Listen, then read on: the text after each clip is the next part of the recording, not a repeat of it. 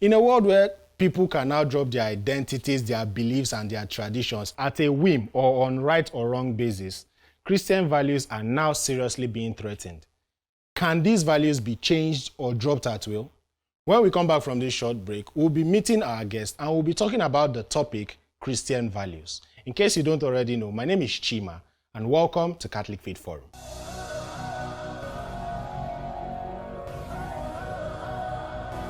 Welcome back to the show. My name is Chima, and today we are going to be discussing the topic, Christian values. I have with me in the studio Mrs. Bridget Nwankwo. She's a baker, she's a mother of 4, and she is a devout Catholic. Welcome to the show, Miss. Thank you very much. Very happy to be here. I'm happy to be here. All right, so I believe that we are ready to, discuss this, begin. Awesome. All right, so first things first. What are values? What are values to you? What do you believe they are? Well, to me, values are, they are precious norms. Precious norms, you could just say they are norms, but they're not norms to everybody. They are precious norms to individuals, you understand? Things that you hold there, principles that you hold there that guide you in decision making, in your mindset and the kind of things that you let in and the kind of things that you give out. So that's what values it for me, basically. All right, so basically then Christian values from your definition will now be values that have to do with the religion, the faith. Your faith, exactly, and your spirituality. Awesome. So what are some of these Christian values that we need to have? We're Christians and definitely we have to have a value system. Exactly. Well, some of the Christian values that we should be mindful of is, one, our faith, which is very, very important, our faith. And then with regards to how it relates to the society, your service, output, how you can, relate to the community, the people around you, family, relationships, keeping them up to, up to the right standards, you understand, with regards to how the scripture advises us to keep these relationships and, boundaries and responsibilities, you understand, with others. So basically, if we are to say, okay, our Christian values are basically, say, feeding the hungry with regards to the corporal works of mercy, then we are supposed to make sure that we don't keep a blind eye to people around us. Some people think it's only to people who are on the streets begging, but it doesn't have to be that. It could just be your neighbor. It could be your neighbor, exactly. Somebody could be hungry, like seriously hungry, like during the pandemic when it was really serious, during the lockdown, a lot of people were hungry and the government was hiding in Dominican. My dear, what do? We can't change that. But you can do your own individual work, your own service, your own responsibility with regards to caring for the people around you. So the main work there is not to keep your eyes closed and stay shut up in your home, but to try and see how you can try and peep through around you and see the people you can help, which is part of your service to the community and in a way to yourself and to God, you understand? Because you can't be loving God without loving others. True. So looking at the world today, when, like I said at the beginning of the show, people now decide to, just up and say, okay, I'm no more this person, I'm now this person. Do you think that our Christian values are enough to keep us going? Or do you think there's some form of adaptation to be had or done? Oh, well, that's a tricky one. I say that because ordinarily one would say, oh, let's add this, let's remove that, so that we can fit into the 21st century norms, But in all honesty, there is nothing you're looking for in this life, I have discovered in my little journey in life. There's nothing you're looking for in this life that is not put in the Bible, that you don't have a way out in the Bible. And thank God for our Catholic faith. A lot of things are, encompassed around all the, principles, the rules and regulations, the do's and don'ts, the commandments, both of the church and that in the Bible too. So it is difficult for one to say, okay, let's change it, or let's modify it, or let's remove some of them. Because in all honesty, if you follow it through the way you should, you find out that you're actually blending in. And all the different changes going on, it would hardly touch you. It will hardly have an effect on you to the point of saying, I want to change my identity. I want to change this or that. Awesome. So let's look at the value of community now. We being Christians, one of the biggest things that is important to us is community. So how much do you think we should, adapt our life right now, looking at how community is defined in the Christian sense? How much do you think we can adapt our life to be able to, fit in to the new world? Okay, well, in one of the things that seems not so easy in life, both to animals and insects and inanimate things, it's adaptation. Adaptation. A lot of things go extinct because they cannot adapt to the new norm or whatever it is. And that's why we find today a lot of people decide on their own to go extinct. Like, they just go AWOL. They're existing, but it's as if they're not existing. Yeah. They're not participating, they're not contributing, they're not even being having any positive effects into their own lives about what's going on in the community. And I think one of the basic things any individual, especially a Christian, can do to be able to fit into the community is to just hold on, and really exhibit, carry out, practice the different provisions that have been made by the church and by God in the Bible. You understand? Yes, Holding I do. on to different. For instance, I found myself in a situation in the month of June where it was so difficult. I had to decide whether to save my marriage or to save my career. You understand? And in the world of today, we know that career is important. You know that everybody wants to have an identity. Oh, for instance, you say, she's a baker, and somebody else will say, I'm a banker, or I'm a this, or I'm a that. So you want to have an identity. You don't want to just sit down and today to call yourself a housewife is like an insult, So basically, you find yourself in that situation. I found myself in that situation, and I had to pause for some time and ask myself, okay, what exactly is the first time I actually did that? I used to hear priests say, ask yourself, what would Jesus do? But at that point in time, I had to ask myself, what would Jesus do? And then I had to go through some scriptures, do some prayers, go to the Blessed Sacrament to pray. And God, in his infinite mercy, gave me directions. Not that he came and said, go left or go right, but he gave me directions with regards to the scripture. And then I knew, okay, fine. There are ways to actually curb situations, make sure they don't go out of hand, but at the same time, you're saving your marriage and you're saving your career. Awesome. None of them have to suffer. All right, thank you for that. But we want to go on a little break now, just a little water break, so that we can catch our breaths. And when we come back, we'll be looking more into the topic. Stay with us.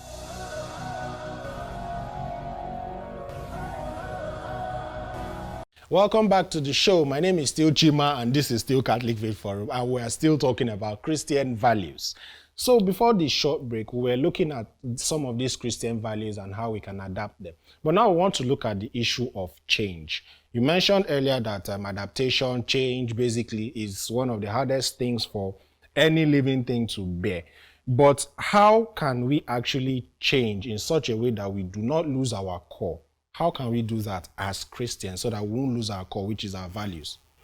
I wouldn't want to use the word change. Okay. Because a lot of times the people attribute the word change to moving from one thing to another thing. Exactly. And from the fact that we are Christians and we hold on to our faith, or we have a faith to hold on to, the change is not actually something that we should be looking at. Instead, we should be thinking of, like I said earlier, adapting and trying to fix our faith into every situation or every changes that happen in the society today. So basically, I would say how we can actually fix ourselves into the different changes going on is to actually find ways to involve the different arms of the church into everything. Okay. For instance, involving the youth in almost everything that is going on, because we know the majority of the people now that that are faced with the challenge of the changing youth. and moving are the youth, you understand? So involved, just like this forum, this is a wonderful way to actually get the youth involved in what's going on in church. How many youths actually know what the corporal works of mercy are? True. How many, exactly. So when you get them involved, they get to know, they get to understand.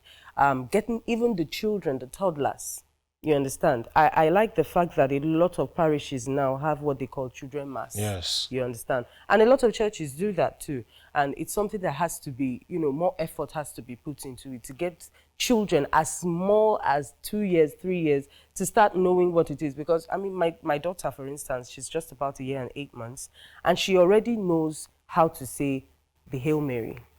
You understand? She of course, it's dab and dab in different places, the baba and the dada. But all that, she still tries to, you know, say it because she sees her parents do it. So one way is to get them involved. And the best way to actually get them involved is to get, you know, different programs that has to do with them, not necessarily their parents. But then the parents now have the responsibility to pull them in. Yes. You understand? So getting every, you know, every part of the family, which is one of the major, you know, like the first point of contact, you understand? Getting them involved in everything that has to do with the faith, everything that has to do with, you know, our religion, our faith, our spirituality, not just in religious So basically, activities. a lot more good examples. A lot more good examples, yeah. A lot more action than more action, yeah, less more talk. action, exactly. Or more Less talk and more action. No, I wouldn't say more talk. Okay. Because at a point in time, you can be talking and talking and talking, and there are fewer people listening. But, true. you know, when you're talking in action, you grab attention, and Yeah. even when they want to look away, it's difficult. It's difficult because they're exactly, seeing because there's exactly an what action. you're doing. So you want to see it to the end. Exactly. So, Awesome. All right. So let's also look at the issue of, you know, these days there's little or no trust in the world. And our faith tells us, in fact, it's a hymn, trust and obey. So let us reconcile these two. How can we actually, living in a world that doesn't have any trust again, how can we reconcile these two? it's not easy. Trusting is a big issue for a lot of people. The world is bastardized with a lot of evil going on. A neighbor cannot trust his neighbor because of the things going on. You know, you can't leave your children for your neighbors, unlike those days, you know. And I think one of the basic things we can do is, first of all, how do you learn to trust your fellow human being, or how do you learn to know who to trust? Is to actually trust God. You can't, I hear people say, I'm trusting God for this, I'm trusting God for that. So once you get that, you stop trusting God. Do you understand? It's not supposed to be so. We're supposed to learn to trust God first. And when we have a habit of trusting God in everything, not just in certain issues pertaining to our lives, it'll be easier for you to decipher who to trust. Because then you would not just leave things to chances and say, oh, this person is a colleague, I can trust him. But, or this situation is actually, you know, promising, I can trust it to yield something good. But you have God, you know, backing you, helping you to be able to decipher, okay, fine, I think you should go right. I think you should go left, you know. And then in those directions you're pushed in, you will find people to trust. And you find situations that will definitely yield the things you are trusting to be the outcome, you know. So I think it's more of our relationship with God than our relationship with others. You understand? Yes, it's true. We should have relationship with others. Yeah. It's a big part of it. Exactly. Awesome, Exactly. awesome. Thank you so much. We've been discussing, and wow, it's quite a lot. But we're going to go on another short break, you know, to catch our breath, to drink some water, and when we come back, we'll be looking a little bit more on how we can imbibe these values so that, you know, we can be the change that the world wants to see. Stay with us.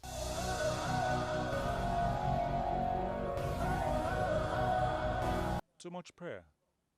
Prayer can never be too much because Jesus himself kept praying and praying and praying. He was always praying. Prayer can never be too much because prayer is a relationship with God, and the presence of God can never really be too much. You see, praying is talking to God. Some people say, in simple terms, talking to God and God talking to us. And sometimes after all that, you sit down and enjoy the presence of God. So prayer can never be too much.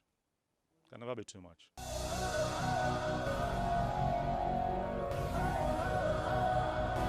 Thank you for staying with us up until this point in time. We're still discussing Christian values with Mrs. Bridget Nwankwo. Okay, so before we go on to, how to imbibe Christian values, this thing of change, adaptation, and whatnot, how can we tell when we're moving, from good to bad in this cycle? How can we tell? Okay, I think the first thing you should find out if you're moving from good to bad. Good to bad usually happens with self before it affects others. You understand? And the questions you ask yourself is, okay, whatever decision I'm making, whatever, practice I'm taking, or whatever attitude I want to exhibit, what exactly is the purpose? You understand? Is it for good? Is it for bad? Is it a selfish purpose? Is it just me I'm thinking about? Or is it something that is going to definitely have an effect somehow in the long run, positively to others or negatively to others? Because whatever affects you, there's an exhibition, and then it goes out to other people. So first of all, it is to ask yourself, what's the purpose? And then the second question is it the right purpose in the eye of God and in the eye of man? You understand? Hey, to people's eyes, it could be right, but then in God's eyes, it could be wrong. So it's always important to ask those two questions and be honest with yourself. Very true. A lot of people are not honest with themselves. Oh, it's good now. I'm not doing it for the it's good, Joe. And then you go on and you find yourself hidden around. So self-honesty seems to be like one of the hardest things for people to grasp these days. Very difficult. Well, let's just hope that people will finally open their eyes. That's the best you can do. All right. So, if you have any practical tips, we would like you to share them on how we can imbibe Christian values. Okay, practical tips. Well, for me, the first thing to do is imbibing Christian values is knowing the Word of God first. And you can't know the Word of God if you do not have that openness to actually know God. Yep. You understand? And then from there, you have to also move on to knowing your faith. As a Catholic, you have to know your faith. What does the church teach? What are the things that I'm supposed to be doing? Am I a communicant? Do I go for the sacrament of reconciliation? I mean, I know people who have stayed 2 years, 3 years, and they've not visited the church for confession once. And they only come when it is time for Easter. That is if they will not. No, it's true. It's true. The light show is very fun to see now. Exactly. So first of all is to actually know your faith and practice your faith. Don't just sit down and say, I'm a Catholic. You're just a bencher. You're not a Catholic, if you're not practicing it. And practicing it doesn't end in coming to church. It also goes forward to do the things that will affect other people around you, which is the community, like we earlier stated.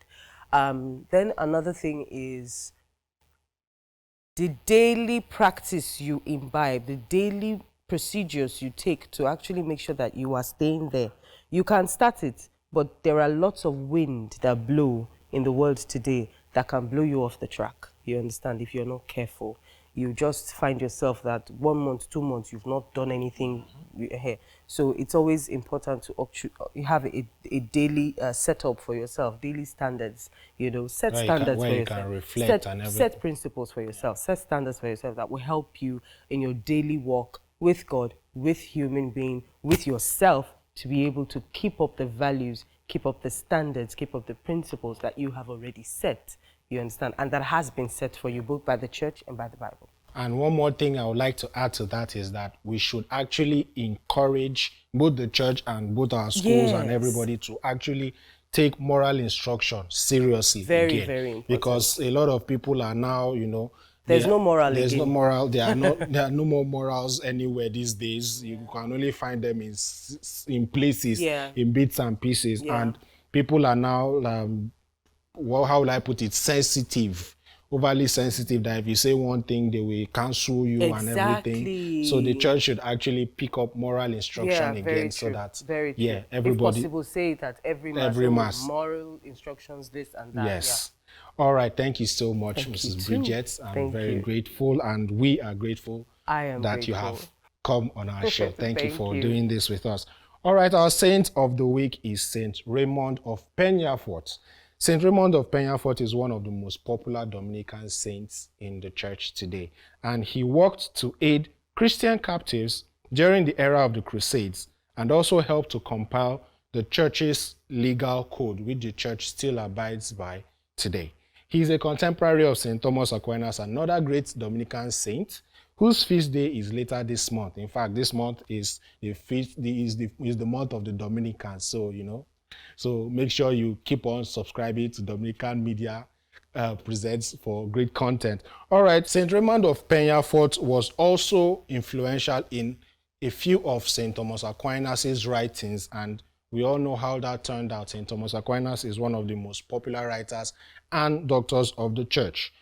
St. Raymond of Peñafort died a centenarian in the year 1275 and was canonized in 1601. He is the patron saint of lawyers. That's our saint for the week, but before we leave, we're going over to the Know Your Faith team for today's episode. Stay with us.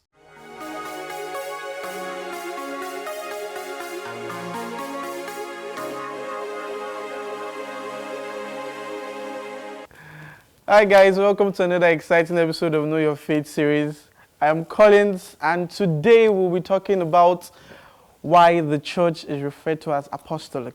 Now, also during the creed, we say I believe in one Catholic apostolic church, and these are things that we just say, and you really have to understand the basis of this thing. So on today's episode, I'll be giving to you reasons why we refer to the church as apostolic. Now in Ephesians 2 verse 20, the church is apostolic in her origin because she was built on the foundations of the apostles. I mean, that just makes sense. The apostles were the first, with St. Peter being the first, the head of the church at the time. And since then, we've had successions of the teachings of the church and on and on. Secondly, the church is apostolic in her teachings, which is the same as that of the apostles. We've talked about on previous episodes the sacred traditions and how they are passed down. Sacred traditions are the teachings passed down from the apostles down to the popes, to the bishops, on and over the years, basically. Another reason is that she's apostolic by the reason of her structure. She was taught, sanctified, and guided until Christ returns by the apostles and their successors. The successors are the popes, the bishops, our priests. So all the teachings that we have today were the same teachings that we had from years back, as far back as St. Peter being, just succeeded down the line. The word apostle actually means one who is sent. And from the gospel, we know that Christ in Matthew sent his apostles to go out to the world and spread the gospel during what we call the Great Command. So he sent them out to go out and make sure they spread the gospel all around the globe. Now the church still carries this command till date. And that's how we come about the apostolic succession, which is basically passing down of the teachings of the church from the apostles down to the present popes and bishops. Now the apostolic nature of the church has three biblical meanings. First, it is historical. Like I said, it is focused on it was founded on the historic, apostles, the first. Second is, it is doctrinal. We are called to be faithful to the teachings of the apostles. Okay? And finally, it is missional. We are supposed to carry out or carry forward these teachings that we have learned from the church. On another episode of KYF, we'll be talking about the need to spread the gospel. So to speak in a sense, the church is apostolic. Another way of saying it is that the church is missional. And that's only right, because the church's main focus is to try to, spread the gospel as far or as wide as possible. So that is for today, guys. I hope that you've been able to understand this key element of the creed, and that when you're asked, you're actually able to explain to someone. All right, so please feel free to like, subscribe, share our content, please. And continue to watch us on YouTube at Dominican Media Presents. Thanks so much for joining us, and until I come your way next time, be bold and be Catholic.